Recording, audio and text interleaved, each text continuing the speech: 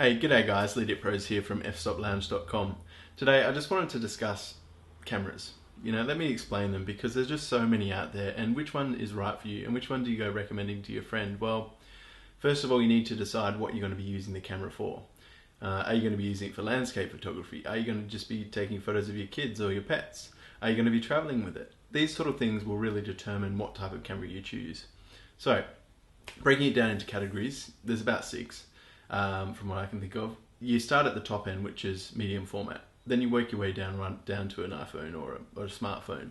And sensor size really determines where I'm sort of breaking down the categories. But you'd go to a medium format camera if you're a fashion photographer, some wedding photographers use them, and also a landscape photographer as well. The reason why you get such a big camera that has a massive sensor is for the image quality. These typically have around 60 or 80 megapixels off the top of my head, so the sensor size is massive. So you can go to billboard size, no worries. And you have to have deep pockets for those cameras. Coming down from that is probably the most common type of professional camera, and that's one that's a full frame camera or a digital SLR. The construction is fantastic.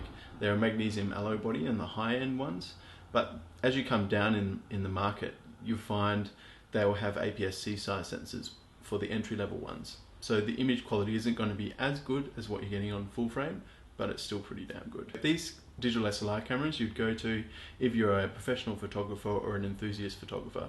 I don't really need to talk about those. I suppose a lot of people know what they are.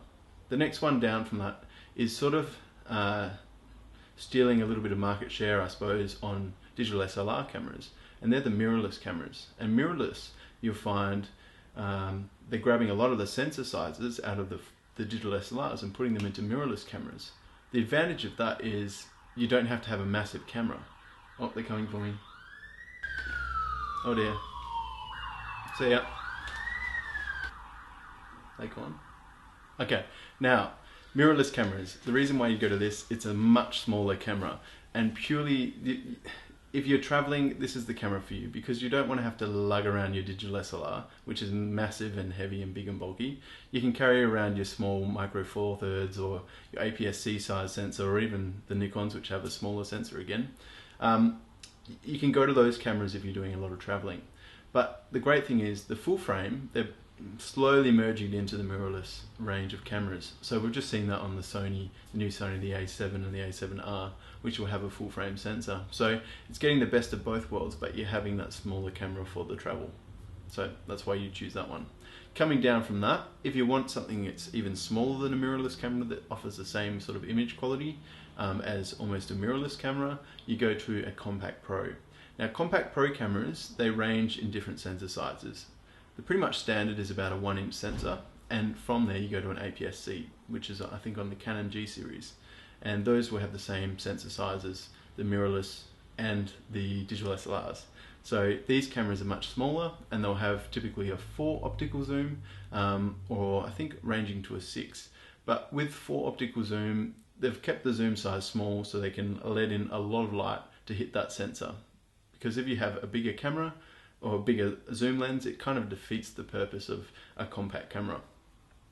Coming down from that, if you did want a big zoom, you would go to a bridge camera. And I did a video on bridge cameras or bridging cameras. Those ones you'll find will offer a much larger zoom. So they'll have a 50 optical zoom, or up to 50 optical, which will get you a lot closer to something further away. So if you've got kids or animals and you don't want to disturb them while they're playing, you can zoom in and take the photo and still get a great image quality. Now, going down from that is just the happy snapper. That's just your point and shoot. That's your everyday handbag camera or your man bag camera. You can just pop it in your bag and pick it up and take a photo and know that it's not expensive. You can just take it and capture some memories. And down from that, you go to your smartphones. And smartphones, they're getting better in image quality. They're getting more megapixels, but what they need to fix up on is the sensor size. They can fit more megapixels on the sensor, but ideally you do want to have a much larger sensor in them so you can get a better image quality. So hopefully that gives you a bit of insight into the different categories of cameras. If you do have any questions, or you do have some tips further to help this video get along, certainly drop a comment down below, and it would be interesting to hear it. Also, if you're stuck on what sort of camera to get, just drop a comment down and say what you're going to be using it for, and I'll hopefully get back to you with a recommendation. So I will catch you next time, and I hope you enjoyed this video. Cheers.